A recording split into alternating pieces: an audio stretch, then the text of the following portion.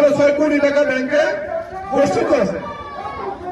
এই টাকাটা যদি গচ্ছিত থেকে আর আমাদেরকে এই নির্যাতন করা হয় নাই, এই নির্যাতন আমাদের দেশের ক্ষেত্রে হয় নাই। আরেকটা কথা শুনেন, আমার স্বাধীনতা 1971 সালে স্বাধীনতা ঘোষণা দিয়েছিল কে?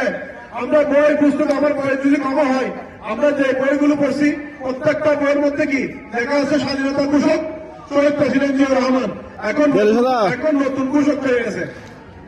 আরে ভাই, শহীদ যদি একজন রাজাকারের হাত থেকে সার্টিফিকেট নিতে পারেন, একজন মুক্তিযোদ্ধা এখন দেশ স্বাধীন করেছে, মানে দেশের স্বাধীনতা ঘোষণা দিয়েছে, এরকম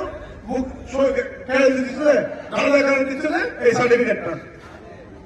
আর অলি সাহেব, যারা আমরা দীর্ঘ কয় বছর উনি যতবার এমপি হয়েছে আমাদের বিএনপির ভোটে নির্বাচিত হয়েছে। আজ দেখুন উনি যখন এলডিপি, উনি যখন নতুন প্রতিজ্ঞার সাথে নিয়ে আসছে, আর বিএনপির সাথে ওনার কারো সম্পর্ক নেই।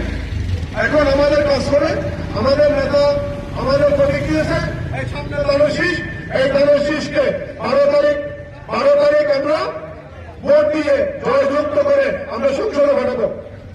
যদি সংসদে পাঠাই তাহলে শুধু জসিম ভাইয়ের লাভ না, জসিম ভাই সংসদে যাবে।